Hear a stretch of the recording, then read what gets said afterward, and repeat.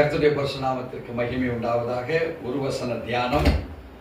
நீதிமொழிகளின் புஸ்தகம் 24ஆம் அதிகாரம் 16வது வசனம் இப்படியாய் சொல்லுகிறது: நீதிமான் 7 தரம் விழுந்தாலும் திரும்பவும் எழுந்திருப்பான், துன்மார்க்கரோ தீங்கிலே இடருண்டு கிடப்பார்கள். தேவஜனமே, there are two different types of categories here. ஆண்டவர் இந்த வேத வசனத்திலே 2 விதமான வியாக்கியான வார்த்தையை தொடுகிறார். எதை தொடுறார் அவரு? ஒன்று நீதிமான், இன்னொன்று துன்மார்க்கர். நீதிமானுடைய ஸ்பெஷாலிட்டி, அவன் 7 தடவை கீழே விழுந்தாலும் அவன் எழுந்திருப்பான். இப்போ இந்த வேத வசனம் நமக்கு தெரியுது. என்னைக்காவது நமக்குள் நாம் கேள்வி கேட்டிருப்போமா? எப்படி நீதிமான் விழுறான்? விழுந்தா எப்படி எழுந்திருப்பான்? சோ எழுந்து கொள்ளுவதிலே what is the prominent interface? எழுந்து கொள்ளுவதில் உள்ள நடக்கக்கூடிய நூதனமான சம்பவம் என்ன? விழுந்துட்டாயா? இன்னைக்கு உலகத்துல எல்லாருமே விழுந்து போறவங்க தான். யாருமே ஸ்டெடியா அவங்களுடைய லைஃப் இருந்தாலும் சரி, பொருளாதாரத்தில் இருந்தாலும் சரி, ஸ்பிரிச்சுவல்ல இருந்தாலும் சரி, கணவன் மனைவி உறவுகள்ல இருந்தாலும் சரி, பிள்ளை பெற்றோர் உறவுகள்ல இருந்தாலும் சரி, தொழில்ல செய்யக்கூடிய தர்மம், நியாயம், நீதி இவைகள் இருக்குதோ இல்லையோ தெரியல. ஃபேமிலி அஃபேர், கணவன் மனைவிக்குள்ள இருக்கக்கூடிய உண்மைத்துவம் என்ன என்பது இன்னைக்கு நம்மளால சொல்ல முடியாது. எதை எடுத்து பார்த்தாலும் there is a declining power. அதிலே விழுந்து போகக்கூடிய சம்பவங்கள் இருக்கு. ஆனா வேதம் சொல்லுது, நீதிமான் 7 தடவை விழுந்தாலும் அவன் திரும்பி எழுந்து நிற்பான். ஹவ்? யாராவது சிந்திச்சிருக்கிறோமா? வேத வசனம் சொல்லிச்சு, ஆண்டவரே நான் விழுந்தாலும் கவலை இல்லை ஆண்டவரே, நான் எழுந்துப்பேன் அப்படின்னு நீங்க சொன்னீங்கன்னா போட முட்டாள் என்றுவார். அந்த வார்த்தை போட்டா உடனே உனக்கு ஆயிடுமா?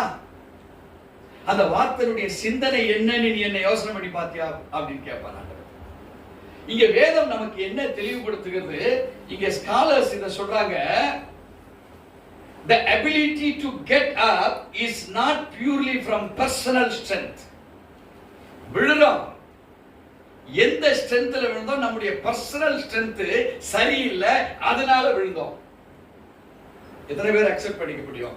ஏன் சிந்தனை சரியில்லை, விழுந்துட்டேன். மத்தவங்க மேல வச்ச நம்பிக்கை சரியில்லை, நான் விழுந்துட்டேன். என் கணவனை இப்படி நான் பேசுறது தப்புதான், அதனால கணவனுடைய லவ்ல இருந்து நான் விழுந்துட்டேன். 2 காதலர்கள் பேசிக் கொள்ளுகிறார்கள். அவன் சொல்றா, அவன் சொல்றா, இதுல ஏதோ ஒண்ணு குறுக்கீடு சரியில்லை, அதனால என்னுடைய காதல் பிளவுபட்டு போச்சு. அல்லது பெற்றோருக்கும் பிள்ளைகளுக்கும் இருக்கிற உறவுகள்ல சரியா பெற்றோர் நடத்தல, பிள்ளைகள் சரியா பெற்றோர் சொன்னதை கேட்கல. 2 இருக்கு. பெற்றோர் சொல்லியும் கேட்காத பிள்ளைகள் இருக்காங்க, பிள்ளைகளுக்கு சரியா கற்றுக் கொடுக்காத பெற்றோரும் இருக்கிறாங்க. So they fell down. ஆமென். அதனால விழுந்தே போனோம்.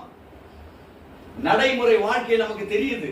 கள்ள காதல் இருக்கு, கள்ள புருஷன் இருக்கிறா, என்னென்னவோ பாகுபாடற்ற, நீதி நேர்மையற்ற, நியாயங்களற்ற பலவிதமான காரியங்கள் இந்த உலகத்தை கலக்கி கொண்டு இருக்குது.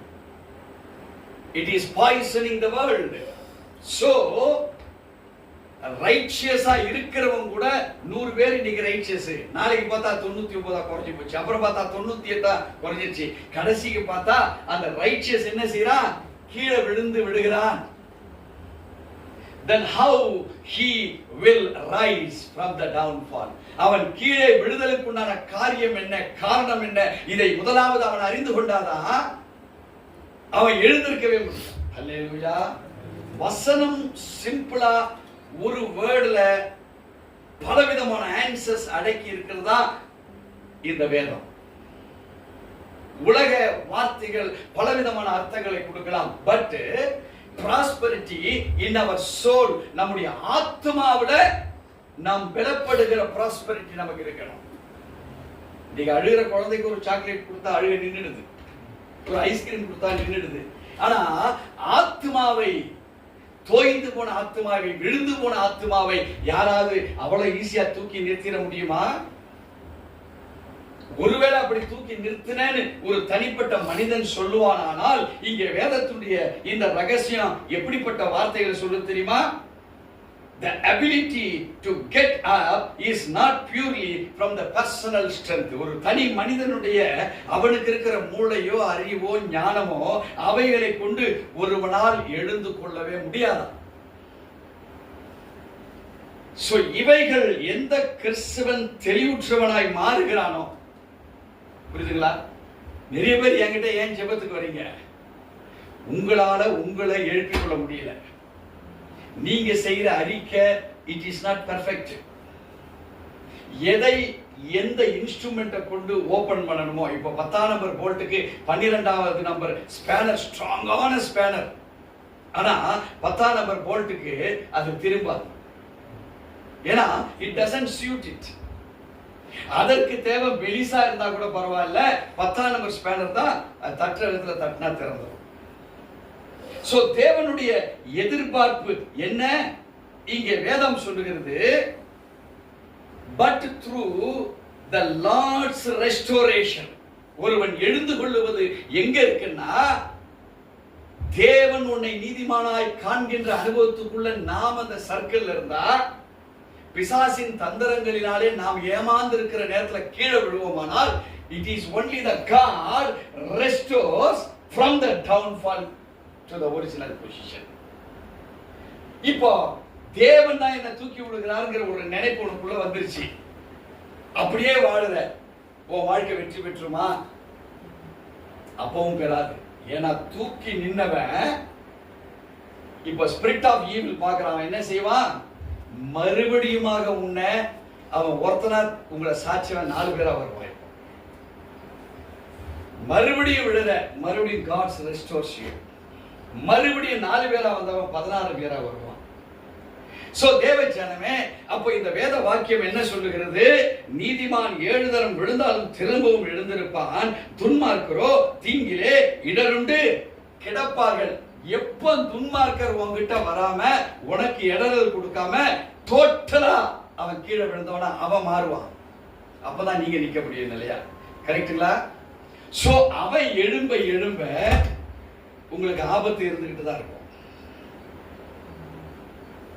இப்போ உங்களை விழ வைக்கிற யாரு? இந்த 16வது வசனத்துக்கு முன்பாக இருக்கிற 15வது வசனத்தை வாசித்து பார்க்கிறார். நீதிமொழிகள் 24ல, துஷ்டனே நீ நீதிமானுடைய வாசஸ்தலத்துக்கு விரோதமாய் பதிவிராதே, அவன் தங்கும் இடத்தை பாழாக்கி போடாதே. இங்க ஆண்டவருடைய வார்த்தை சொல்லுது, துன்மார்க்கனை பார்த்து எப்ப சொல்லுவாரு? நீ நீதிமானாய் இருக்கிற ஏன் மனுஷன் நீ தொடாத. அவனுக்கு தான் சொல்றார் இந்த வேத வசனத்தை. அல்லேலூயா. யாரு? எந்த துஷ்ட உன்னை கீழே தள்ளுறானோ அவனுக்கு சொல்லப்படுகிற வார்த்தை தான் இது. நம்ம என்ன செய்துக்கிறோம்? எனக்கு சொல்லப்பட்டிருக்க வார்த்தை, எனக்கு சொல்லப்பட்டிருக்க வார்த்தை, எனக்கு சொல்லப்பட்டிருக்க வார்த்தைன்னு அதை சொல்லி மற்றவங்க சொல்லுவாங்க. பிரதர் கவலைப்படாதீங்க, நீதிமானே 7 தடவை விழுந்தாலும் அவனை தூக்கி நிறுத்துவார் ஆண்டவர். நீங்க 7 தடவை விழுந்தாலும் எழுந்துப்பீங்க பிரதர். யாரால் விழப்படுகிறோம்?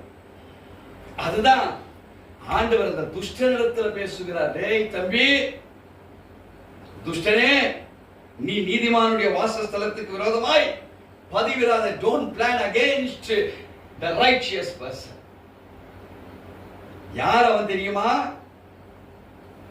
அந்த நீதிமானுடைய வாசஸ்தலத்துக்கு விரோதமாய் பதிவிராதே, அவன் தங்கும் இடத்தை பாழாக்கி போடாத. உனக்கு அந்த உரிமை இல்லை. எப்போ உனக்காக தேவன் வாதாடுவார்? அதுதான் இப்ப சூட்சமம். இதே அதிகாரத்துல இதனுடைய விளக்கம் இருக்குது. இங்கே வேதம் சொல்லுகிறது 13-14 இந்த வேதவசனத்துடைய சாவி இருக்கு. என் மகனே, தேனை சாப்பிடு, அது நல்லது. கூட்டிலிருந்து ஒழுகும் தேன் உன் வாய்க்கு இன்பமாய் இருக்கும். இங்கே ஒரு சிலேடையாக ஆண்டவர் தேவனுடைய வார்த்தைகளை குறித்து, ஞானத்தை குறித்து, அறிவை குறித்து, சமயோசிதமாய் நடந்து கொள்ளக்கூடிய பிராக்டிக்கல் எக்ஸ்பீரியன்சஸ் குறித்து, எது தீர்க்க தரிசனம், எது வெளிப்பாடுகள் நமக்கு கொடுக்கப்பட்டிருக்கு, இதெல்லாம் நீ எப்படி பயன்படுத்தணும்? God relates all this greatness with a honey. தேனுக்கு நேராக இதை ஒப்பிட்டு பேசுகிறார் தேவன். அந்த தேனை சாப்பிட பார்த்து ரொம்ப வாய்க்கு நல்லது. ஏனென்றால் அதுல கலப்படம் இல்லை. அந்த கலப்படம் இல்லை என்பதற்கு வேத வாக்கியம் எப்படி நம்ம கண்டுபிடிக்க முடியும்? என் மகனே, தேனை சாப்பிடு, அது நல்லது. கூட்டிலிருந்து ஒழுகும் தேன் எடுத்து பதப்படுத்தப்பட்டது அல்ல. அது டைரக்டா where it has been created, where it has been manufactured, where it has been produced. Hallelujah.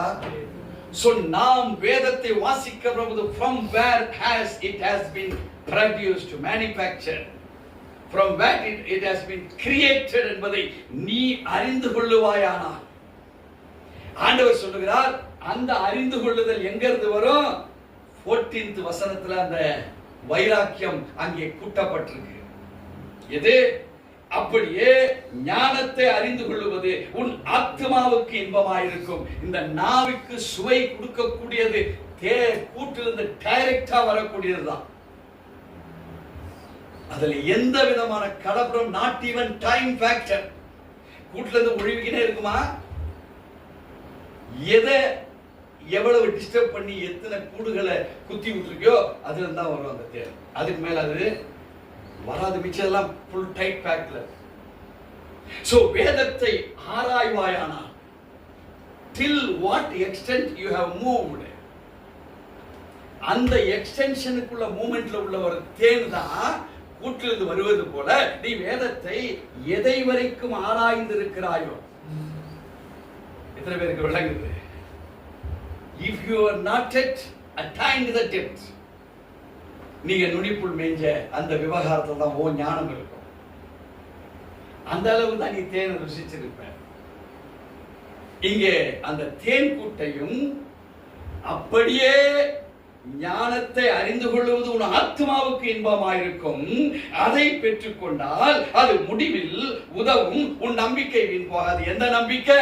துஷ்டனை பார்த்து சொல்லுகிற நம்பிக்கை. டேய், என்னால் ரட்சிக்கப்பட்டிருக்கிற நீதிமான தொடாத, அவன் விழுந்தாலும் எழுந்திருப்பா. யார் எழுப்பி விடுவா தெரியுமா? நான் எழுப்பி விடுவான். ஏன் தெரியுமா? என் வேதத்தினுடைய ரகசியங்கள் அவன் மைண்ட்ல இருக்கு. அந்த வார்த்தையை நான் சொல்லுவேன், இவன் கேட்பா. அந்த வார்த்தை அவனை தேவச்சனமே. அப்போ துஷ்டன் எப்படிப்பட்டவன், நீதிமான் எப்படிப்பட்டவனாக இருந்தால் அந்த நீதிமான தேவனுடைய வார்த்தைங்கிற ஞானத்தை கொண்டு கூட்டிலிருந்து டைரக்டா ஒழுகிற அந்த தேன்ல எந்த கலப்படம் இல்லாதபடிக்கு இருப்பது போல இந்த ஞானத்தை நீ பெற்றுக்கொள்வாய். ஆனால் இந்த நாவை எதற்கு ஈடா சொல்லுகிறார்? ஆத்மாவுக்கு ஈடா சொல்றார். அந்த ஆத்மாவுக்கு இன்பமா இருக்குமா அந்த ஞானம்? அல்லேலூயா. வித்தவுட் தீஸ் ப்ராசஸஸ், இப்படிப்பட்ட வழிகளை அறியாதபடிக்கு வாழ்க்கை ஒரு கிறிஸ்தவன் வாழ்வானால் அவன் நீதிமானை போல துஷ்டனுக்கு முன்பாக எத்தனை விதம் விடுதலுக்குண்டான பக்குவத்தை அவன் கொண்டு போனாலும் ஆண்டவர் தூக்கி விடுவது மாத்திரமல்ல, துஷ்டனே இல்லாதபடிக்கு இருக்கிற ஒரு சுலாக்கியத்தை தேவன் நமக்கு கொண்டு வந்திருக்கிறார். ஏன்னா அத்தனை துஷ்டத்தனத்தையும் சிலுவையிலே 100க்கு 100 அவரு காலி பண்ணிட்டார் ஆண்டவர் இயேசுசாமி. எத்தனை 2000 ஆண்டுகளுக்கு முன்பாக. ஆனா இன்னைக்கும் நாம் வேதனையில வாழுகிறோம் என்றால் we have not yet attached with the word of God.